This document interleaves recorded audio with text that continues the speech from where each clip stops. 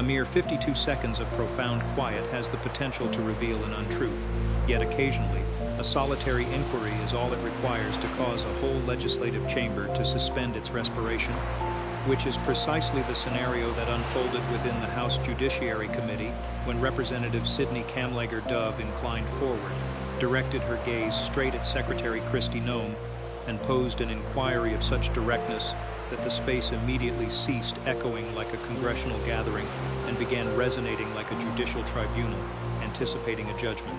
The matter that erupted during that specific juncture was devoid of mere hearsay, absent of idle speculation, and far removed from a disposable sensationalist banner. Rather, it constituted a profound inquiry concerning the nature of authority. It represented an examination of administrative discernment, and it fundamentally probed whether the individual leading the Department of Homeland Security could potentially be permitting an associate, one who lacked Senate confirmation, was never chosen by the electorate, and remained unvetted for national security clearances to function as the paramount covert entity within the very bureau tasked with safeguarding the nation. Allow us to establish the context explicitly for any observer who has not yet viewed the footage, as this event transpired during a session of the House Judiciary Committee, a formal gathering wherein elected lawmakers interrogate federal executives under sworn testimony regarding the operational integrity of their respective departments. Positioned on the testifier side of the chamber rested Secretary Kristi Noem, the principal director of the Department of Homeland Security, an institution established in the wake of the September 11th tragedies with a singular, overriding directive to shield the domestic populace. Seated across on the interrogating panel was Representative Sydney Kamlager-Dove of California, and the specific identity that continually emerged at the epicenter of these proceedings was Corey Lewandowski. For those acquainted with the landscape of American statecraft, that moniker is readily identifiable, as Corey Lewandowski is most widely recognized for his tenure as a primary campaign orchestrator during the 2016 presidential election, serving as a strategic operative who has navigated through various advocacy, advisory, and electoral capacities over the years. However, the pivotal inquiry that resonated explosively within this legislative space centered on the precise nature of Corey Lewandowski's activities within the Department of Homeland Security, because based on numerous accounts cited throughout the proceedings, Lewandowski was ostensibly wielding remarkable sway within the Bureau, notwithstanding his ambiguous designation as a special government employee. While that terminology might appear purely administrative, within the capital S ecosystem, designations hold significance. Jurisdiction carries weight, and formal endorsements are paramount. Typically, for an individual to exercise substantial influence within a cabinet-tier organization, they must undergo formal nomination, rigorous background checks, and official ratification. Yet the assertion presented during this inquiry suggested that Corey Lewandowski had functionally assumed a role closely mirroring that of a chief of staff within the DHS, bypassing the established confirmatory protocols entirely. This exact point is where Representative Kamlager-Dove initiated her methodical interrogation, commencing with a composed, deliberate articulation of the inherent risks, addressing the secretary by emphasizing her paramount duty to protect the domestic sphere, noting that the prudence exercised by her and her executive team could literally dictate outcomes of survival and peril. This statement was not intended as a slight or a targeted grievance, but rather served as a solemn reiteration of the agency's foundational mandate, because the Department of Homeland Security is far from a mere ceremonial entity. It maintains jurisdiction over the Secret Service, directs the Federal Emergency Management Agency, manages border security operations, supervises digital infrastructure defense, and synchronizes anti-terrorism intelligence with domestic policing networks from coast to coast. The strategic determinations finalized at the DHS impact countless citizens and fundamentally influence the comprehensive security framework of the entire populace, which illuminates why Kamlager-Dove seamlessly transitioned to the core of the predicament, inquiring why the secretary had seemingly elevated Corey Lewandowski to the status of a functional chief of staff, deliberately utilizing the term de facto rather than official to denote an individual who assumes executive command irrespective of documented organizational charts. Subsequently, the legislator began compiling corroborating details, citing media dispatches that alleged Lewandowski had orchestrated the dismissal of the FEMA director while occupying a position behind Secretary Noem's own desk, highlighting assertions that he had been actively promoting the construction of a highly debated immigration holding center, colloquially referred to as Alligator Alcatraz, an initiative that had already sparked considerable judicial and economic turbulence, and referencing accounts indicating his sway over DHS procurement agreements and funding allocations. She decisively underscored the glaring irregularity that such responsibilities traditionally reside outside the purview of an external advocate and are customarily reserved for the Secretary of Homeland Security herself, leading her to pose an additional inquiry that penetrated even more profoundly. Did Corey Lewandowski possess any substantive background in national security, armed forces service, or law enforcement administration? Her response was immediate and negative, categorizing him solely as a policy advocate and a former electoral strategist, a revelation that fundamentally altered the tenor of the session, as the representative transitioned from merely scrutinizing administrative influence to overtly evaluating executive discernment. The central perplexity revolved around why a leader entrusted with one of the most delicate protective bureaus in the United States would permit a politically networked external actor to exercise such significant authority, and the barrage of inquiries persisted as Kamlager-Dove cited journalistic investigations from the Wall Street Journal, indicating that the professional proximity between Kristi Noem and Corey Lewandowski had grown sufficiently intimate to purportedly elicit apprehension even from President Donald Trump.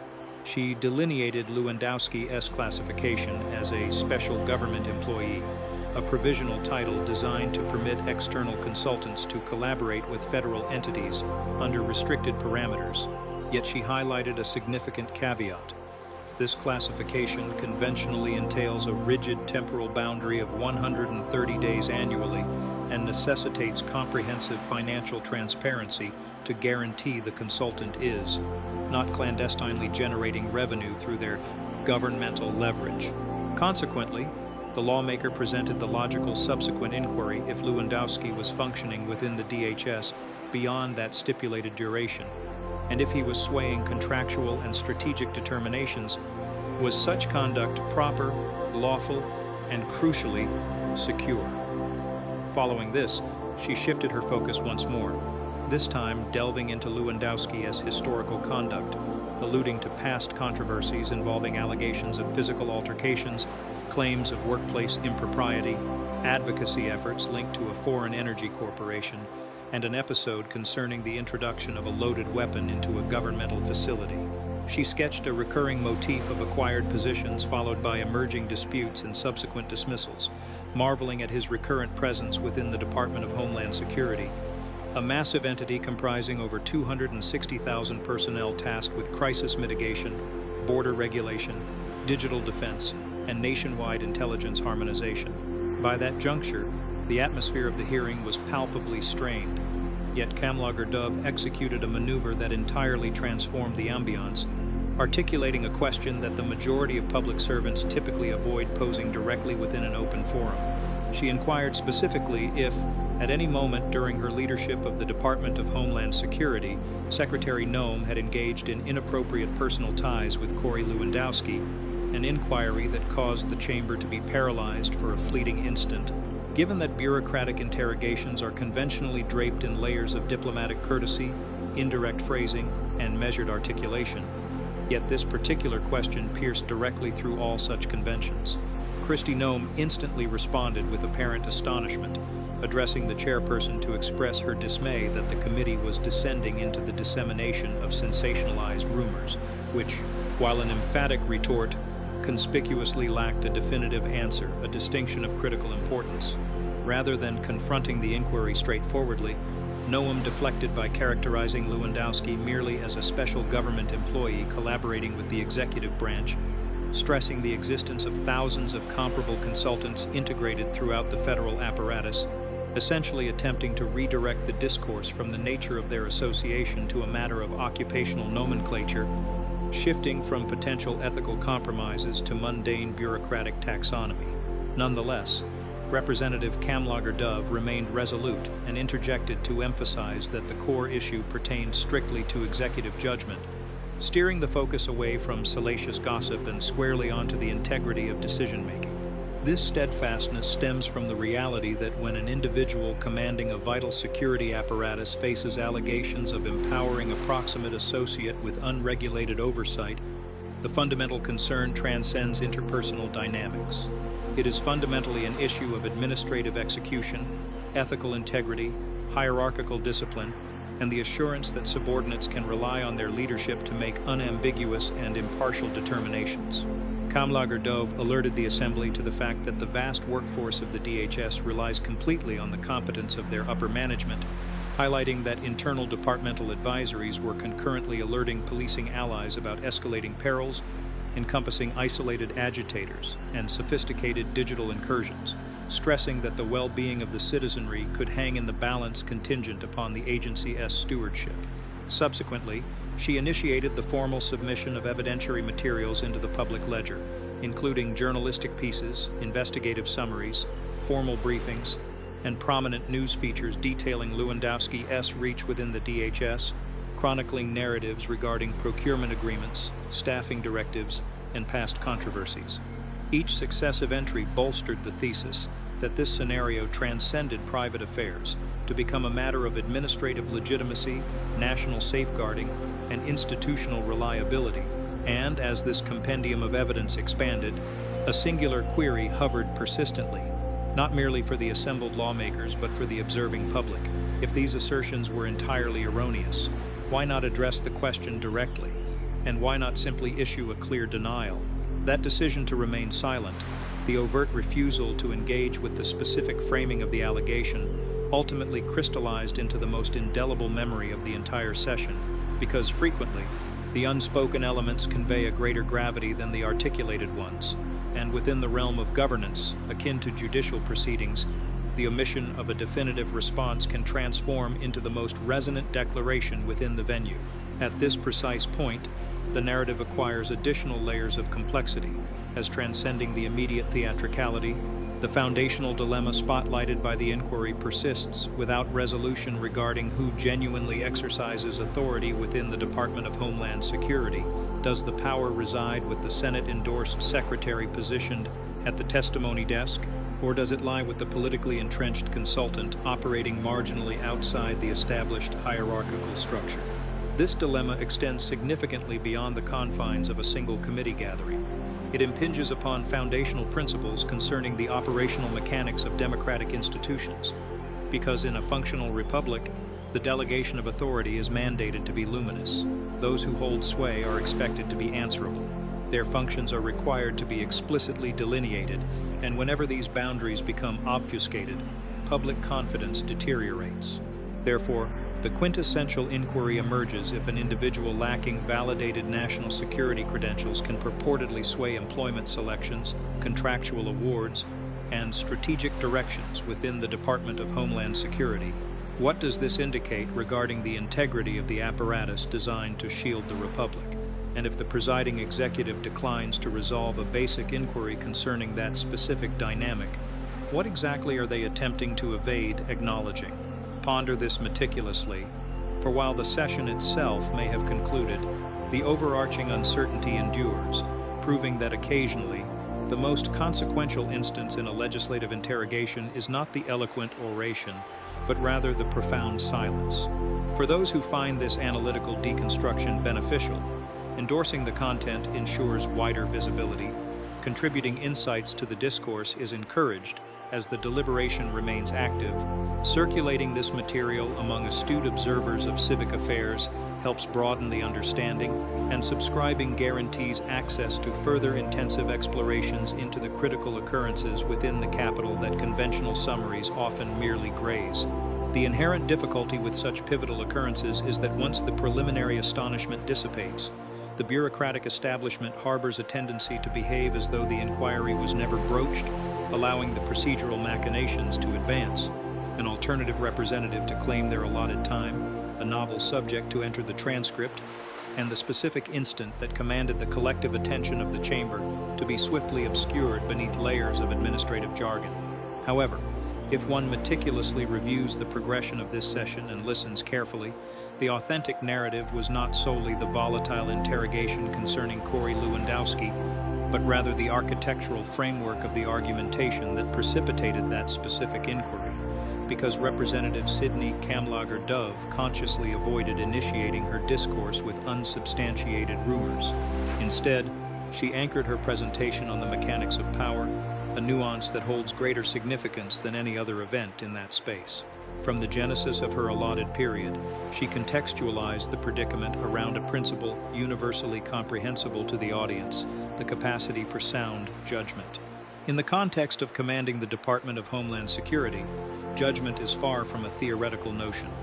It directly dictates the allocation of federal resources, guides the orchestration of emergency mitigation, governs the accessibility of sensitive intelligence, and in critical scenarios, it dictates whether a peril to citizens' safety is identified with sufficient alacrity to be neutralized.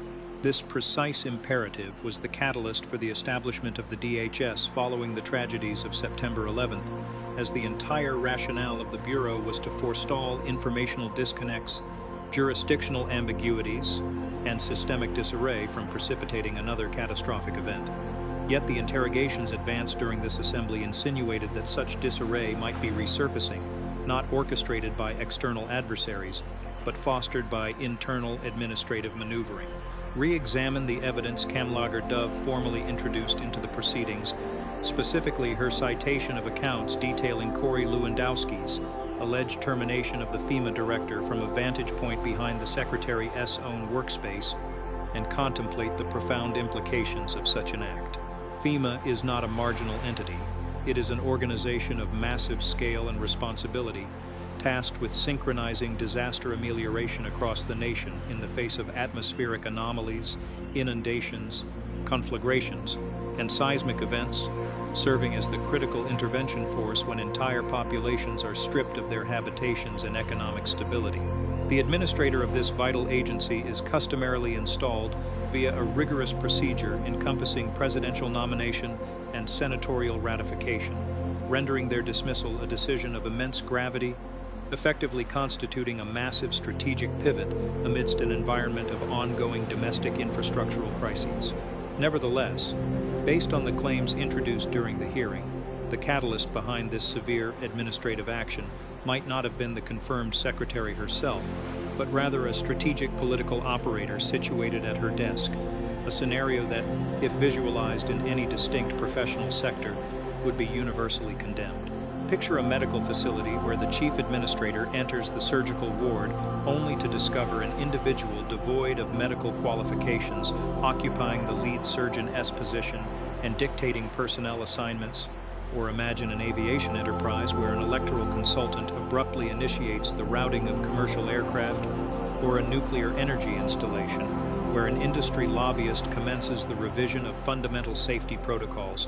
Under no circumstances would such behavior be deemed standard. It would be unequivocally called dangerous, and that is precisely the foundational logic Kamlager-Dove was methodically constructing.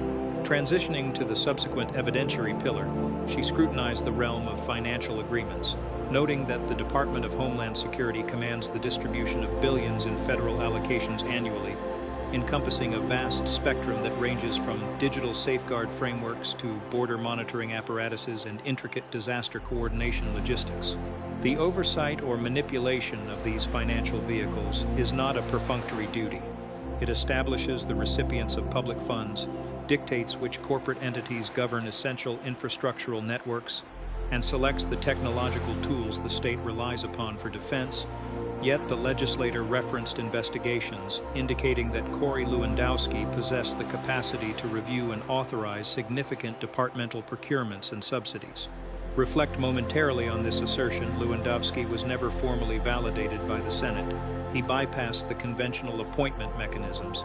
He possessed no background in directing security bureaus, lacked military command experience, and had never spearheaded a federal policing organization, as his primary professional lineage was rooted in electoral campaigning and corporate advocacy. While such a history does not inherently preclude an individual from offering counsel to civic leaders, functioning as an advisor is fundamentally distinct from possessing operational dominion because consultants provide perspectives, whereas executives execute determinations. And when that delineation is compromised, institutional answerability evaporates, creating the profound tension that filled the hearing room. Kamlager-Dove's core premise was elegantly straightforward yet profoundly destructive. If Lewandowski was purely functioning in an advisory capacity, what accounted for his apparent operational sway?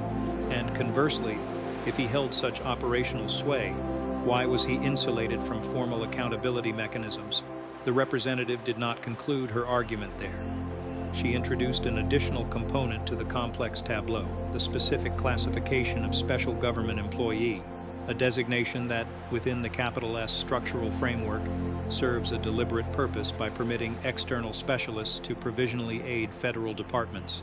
A researcher might contribute to a communal health initiative, a digital security savant might offer guidance on technological frameworks, or a structural designer might lend expertise to a logistical challenge. But crucially, this classification is designed to be transient and strictly circumscribed. Generally, an individual bearing this title is prohibited from exceeding 130 days of service within a calendar year, and they are mandated to reveal external revenue streams to guarantee they are not concurrently capitalizing on private clientele linked to their public sector engagements, a regulation of paramount significance because conflicting interests represent one of the oldest corruption risks in governance. Should an individual offer counsel to a federal body while covertly advocating for enterprises contingent upon that very body's verdicts, the entire operational paradigm becomes compromised, which is the precise rationale behind the establishment of disclosure mandates and temporal boundaries. Transparency inherently protects public trust. Consequently, when Kamlager-Dove highlighted that Lewandowski had purportedly exceeded the permissible 130-day limit, the inherent implication was severe. If validated, it suggested that the provisional advisory function might have stealthily morphed into a significantly more enduring arrangement, and if such an evolution occurred absent comprehensive revelation and supervision, the populace was left without any mechanism to ascertain the true origin of administrative influence. Furthermore, the legislator persisted in fortifying her argument, navigating toward the professional and behavioral background of Corey Lewandowski, employing this not as an exercise in reputational destruction, but as essential contextualization, because when an individual is granted exceptional ingress into a profoundly impactful federal agency, their historical conduct inherently becomes a matter of pertinent scrutiny.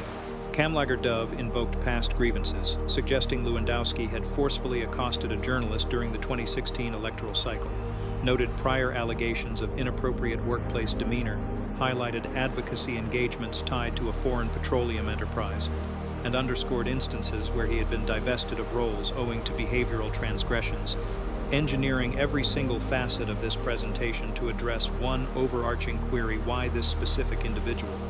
Why was someone bearing such a contentious portfolio operating within the corridors of the Department of Homeland Security? And why was he doing so devoid of the Senate's confirmatory seal?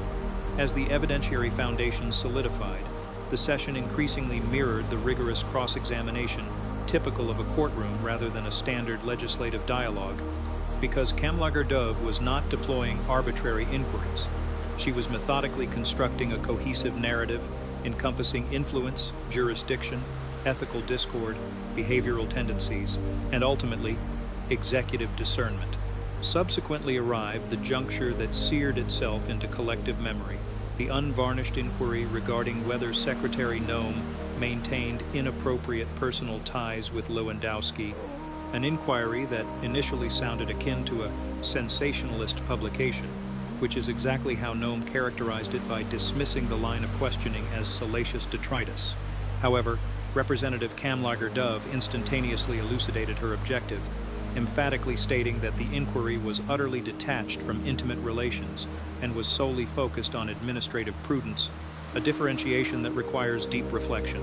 If the rapport between a high-ranking executive and an advisor fosters an optics scenario where strategic determinations might be swayed by private allegiances rather than meritocratic qualifications, that mere perception has the potential to eviscerate morale within the organization and within the DHS, organizational morale is of paramount consequence. Consider the sheer magnitude of the enterprise, encompassing an excess of 260,000 staff members, border sentinels deployed across vast expanses, digital defense units protecting vital networks, protective agents securing the nation's leadership, and emergency personnel orchestrating disaster relief protocols during crises. Each individual within this massive apparatus relies implicitly on the lucidity and integrity of the apex leadership, and should the rank and file suspect that critical orders are motivated by private affiliations instead of national security imperatives, the foundational chain of command starts to fracture. This vulnerability is precisely why federal bureaus maintain rigorous ethical frameworks, and during the proceedings, Kamlager-Dove deliberately cited a specific anti-fraternization directive designed to preclude improper entanglements between superiors and their subordinates. These guidelines are not crafted to police private existence. They exist to forestall ethical compromises and the exploitation of hierarchical dominance, because when an individual exercises professional leverage over another while simultaneously navigating a private association, the potential for preferential treatment or undue coercion transforms into an inescapable reality. This analysis returns us to the critical silence that permeated the entirety of the session. Secretary Noem conspicuously refrained from issuing a direct response to the pointed inquiry, fundamentally rejecting the underlying premise and actively seeking to reframe the narrative by steadfastly maintaining that Lewandowski was merely acting in the capacity of a special government employee. Yet, she failed to articulate the simple, unequivocal denial that possessed the potential to extinguish the entire controversy in an instant, an omission that crystallized into the most potent element of the interaction. Given that in the realm of governance, absolute lucidity frequently serves as the strongest defense, and in its absence, skepticism inevitably flourishes. This realization prompts a far broader examination that eclipses both Kristi Noem and Corey Lewandowski, asking how many strategic verdicts within paramount federal institutions are quietly guided by individuals who were never subjected to the electoral process and remain unvetted by the public. The Capitol environment is saturated with consultants, strategic planners, and informal power brokers, some of whom operate with full transparency, while others maneuver discreetly behind obscured thresholds. But the exact moment these individuals begin molding domestic strategy bereft of any structural accountability, the democratic system begins to bend. This dynamic illuminates the true necessity of such legislative inquiries, which exist not to manufacture viral entertainment, but to compel transparency into obscure corners where undue influence might otherwise remain hidden, leaving the pressing uncertainty of whether the eventual elucidations will adequately reflect the gravity of the initial interrogations. The subsequent occasion, the citizenry is forced to focus on the Department of Homeland Security, will likely coincide with a profound state of emergency, a hurricane, a cyber attack, a border emergency, or a terrorist threat, and in that critical hour, the populace will anticipate fundamental attributes, unambiguous stewardship, unquestionable authority, and definitive directives, rather than evasive silence. It is at this juncture that the proceedings shed the veneer of mere political pageantry and assume the characteristics of a meticulous prosecutorial dossier being methodically revealed page by page, document by document, revealing that the core issue is no longer a single uncomfortable exchange between a lawmaker and a cabinet leader, but rather a profound evaluation of whether the architectural hierarchy within the DHS is functioning in accordance with statutory mandates. When Representative Sidney Kamlager-Dove commenced the process of entering articles and reports into the official congressional archive, she was executing a highly deliberate maneuver, as within the context of Washington tribunals. The act of entering documentation into the ledger is tantamount to declaring that the information has transitioned from mere rumor into concrete evidence attached to the proceeding, becoming an indelible component of the public archive. The compilation of materials from which she recited was notably extensive. One specific publication asserted that Corey Lewandowski had tightened his grip on internal departmental operations. Another documented that the chief of FEMA had been ousted amidst bureaucratic friction linked directly to his sway. Yet another depicted systemic chaos surrounding personnel decisions and contract oversight. Further entries revisited historical accusations of assault against him, detailed his advocacy on behalf of foreign petroleum interests and analyzed how he had ostensibly established himself as the ultimate gatekeeper, dictating access to Secretary Kristi Noem, headline after headline demonstrating that the room was no longer just hearing a question, but watching the outline of a pattern emerge. In prosecutorial terms, patterns carry substantially more weight than isolated claims. It is facile to dismiss a solitary article or characterize a single allegation as unfair, but when a multitude of independent journalistic entities begin describing the identical structure of influence, the conversation changes entirely toward the realm of probability, and probability is the foundational currency of societal trust. Reflect upon the methodology employed by legal advocates in a courtroom. They rarely predicate their case on a single dramatic piece of evidence, instead assembling small fragments that mutually reinforce one another: a memorandum, a witness statement, a timeline, a financial record, a phone log where each individual component might seem incomplete, but in aggregate, they generate immense pressure. This was the exact strategic mechanism Kamlager-Dove was deploying inside that hearing, systematically building pressure because the central claim she was pushing was simple. Corey Lewandowski was not merely dispensing advice to the Department of Homeland Security.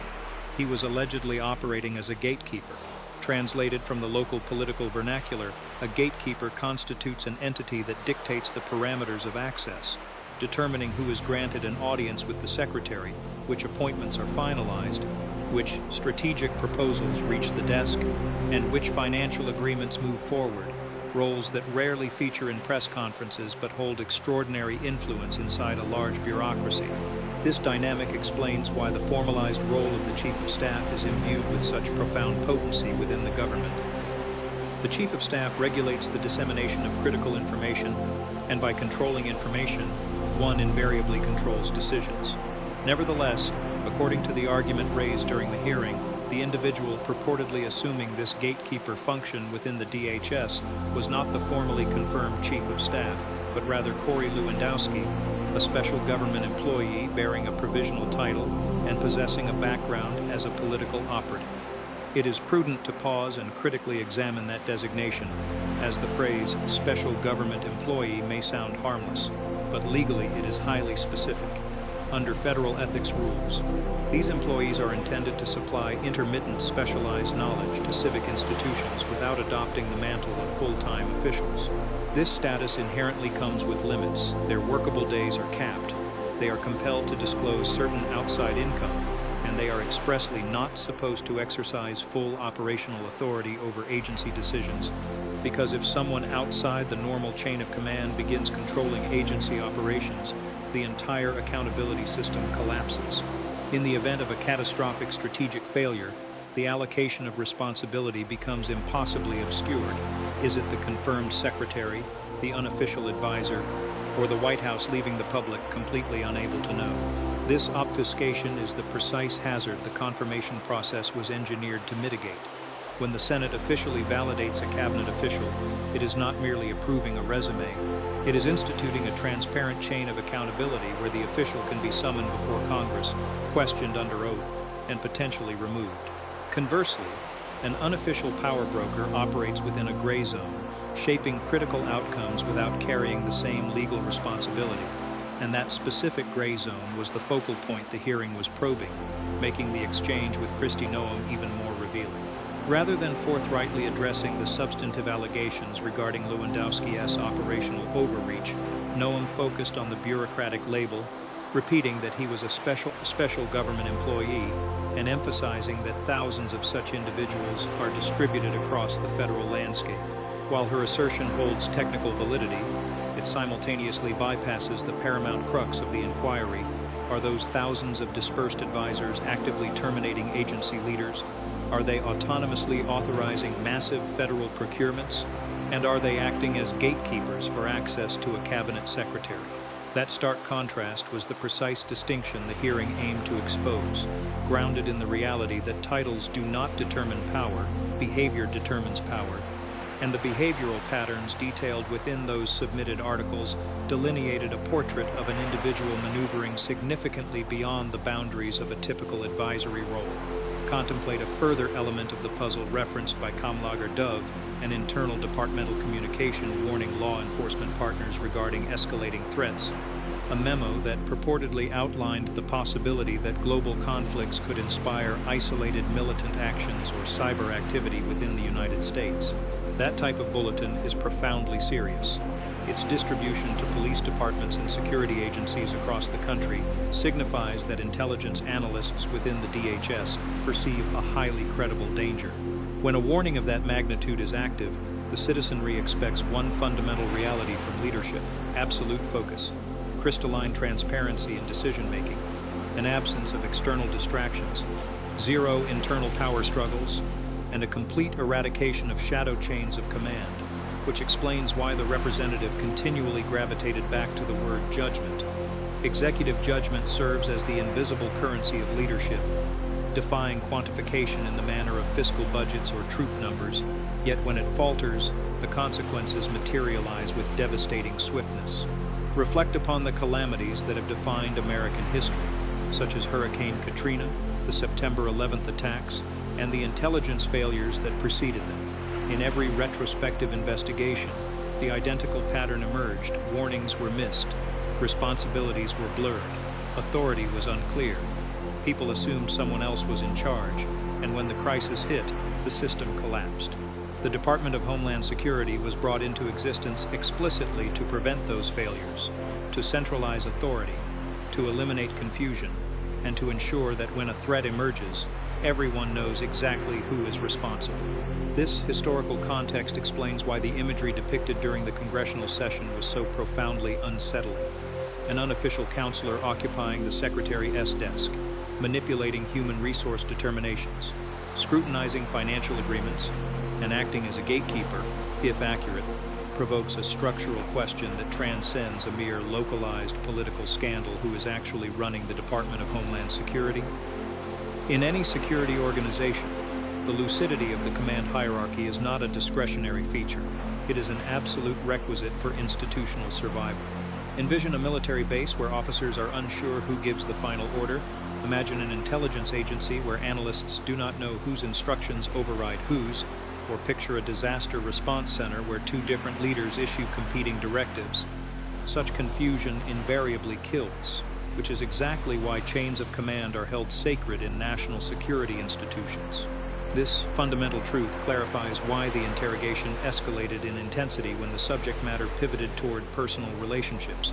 Because if a close, unofficial bond exists between a cabinet-level executive and a consultant wielding exceptional leverage, the potential for ethical conflict becomes unavoidable. This is not predicated on the assertion that relationships are inherently wrong, but rather stems from the reality that substantial power, combined with personal loyalty, creates cognitive blind spots.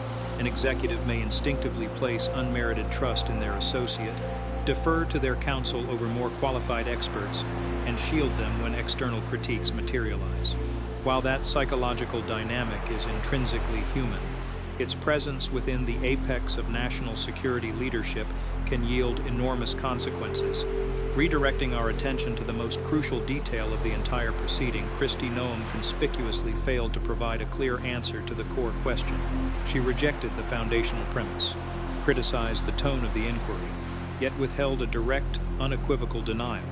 And within the context of a congressional hearing, that specific silence solidifies into a matter of official public record, transcending mere speculation or interpretation. If one steps back from the immediate drama of the exchange and objectively evaluates the information presented to the public, the sequence is clear. A member of Congress laid out allegations of influence, conflict of interest, and questionable authority. She presented documents, cited articles, referenced ethics rules, and posited a direct question regarding how a potential relationship might be affecting leadership judgment, to which the cabinet secretary responded by calling the question tabloid garbage without directly answering it. That exact interaction is now permanently archived on video, enshrined within the congressional transcript, and embedded within the public memory, leaving one final question hanging in the air. If the accusations were truly baseless, why not end them with a single word, no? Instead, the hearing ended with uncertainty, and within the sphere of national security leadership, Uncertainty is rarely a comfortable posture for the public to endure, marking the transition where a legislative hearing evolves beyond a mere Washington argument and starts becoming something much bigger, reaching far beyond the walls of a committee room and landing directly in the lives of ordinary people who will never set foot inside the Capitol but depend on the decisions made there every single day. When Representative Sidney Kamlager-Dove kept repeating one phrase during that exchange, she was not doing it for dramatic effect. She was striving to force the audience to understand the real stakes, insisting that the matter centered explicitly on judgment, devoid of gossip or tabloid drama. If one slows down and thoroughly dissects the profound implications of that word, its monumental significance within the context of the Department of Homeland Security becomes glaringly apparent. The Secretary of Homeland Security oversees one of the largest and most complex agencies in the entire federal government, directing over 260,000 employees, overseeing dozens of sub-agencies, administering billions of dollars in contracts, and shouldering responsibilities that range from disaster response to cyber defense, border enforcement, and counterterrorism coordination.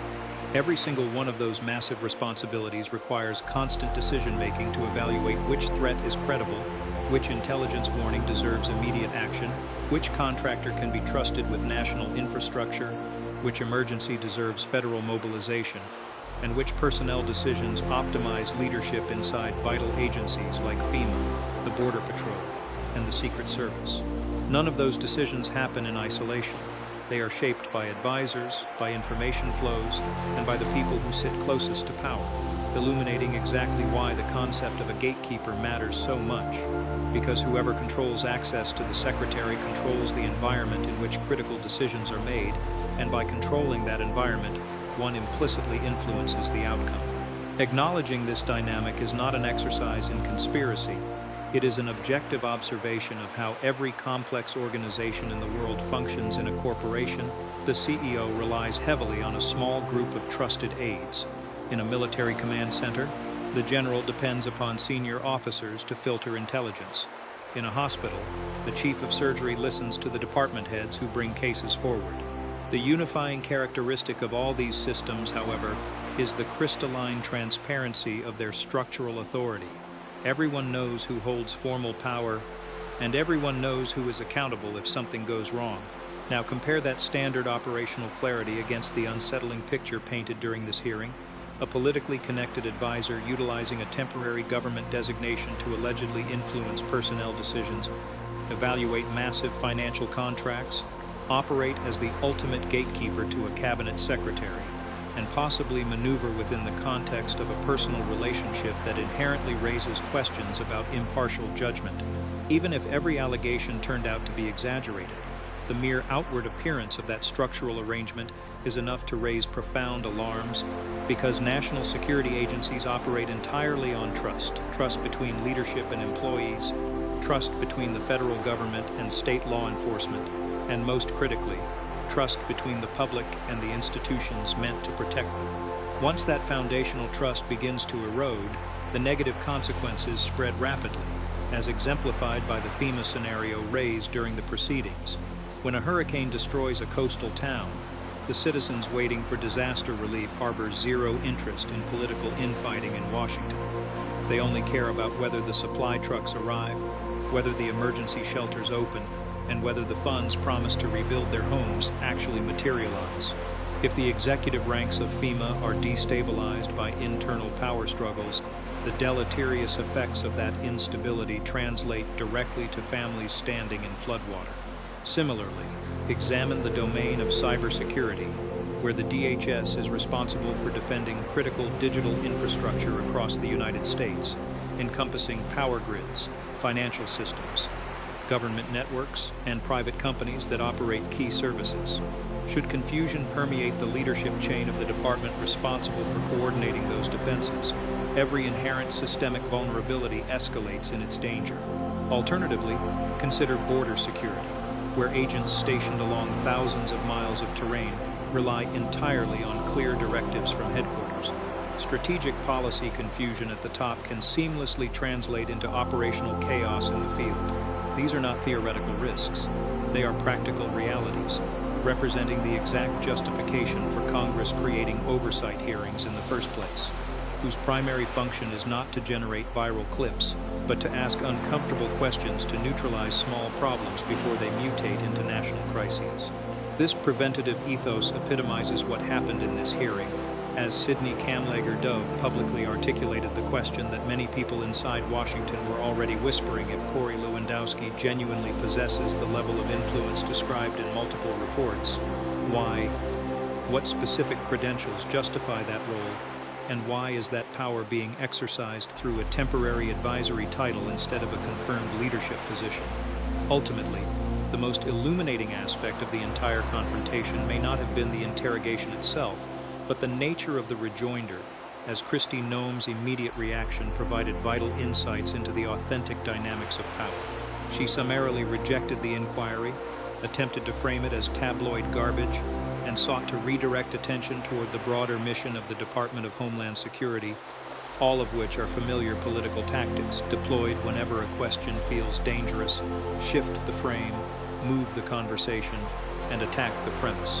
However, the fundamental flaw in relying upon this specific defensive strategy is that it works only when the audience perceives the initial premise as genuinely ridiculous, and in this particular instance, the Congresswoman had already devoted substantial time to meticulously placing investigative reports, formal allegations, and policy references into the official record, effectively constructing a robust chain of reasoning linking influence, authority, conflict of interest, and judgment.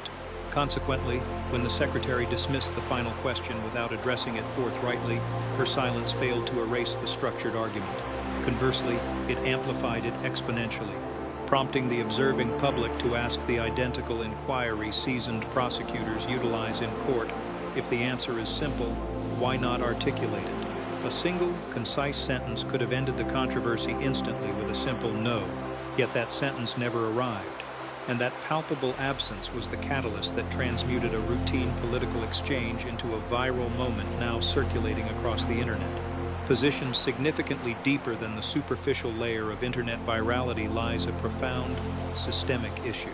The American government is intricately interwoven with unofficial power conduits comprising advisors, strategists, consultants, and political allies, where a fraction operates openly while others navigate quietly behind closed doors, and periodically, these individuals accumulate influence that rivals or even exceeds the mandated authority of confirmed officials.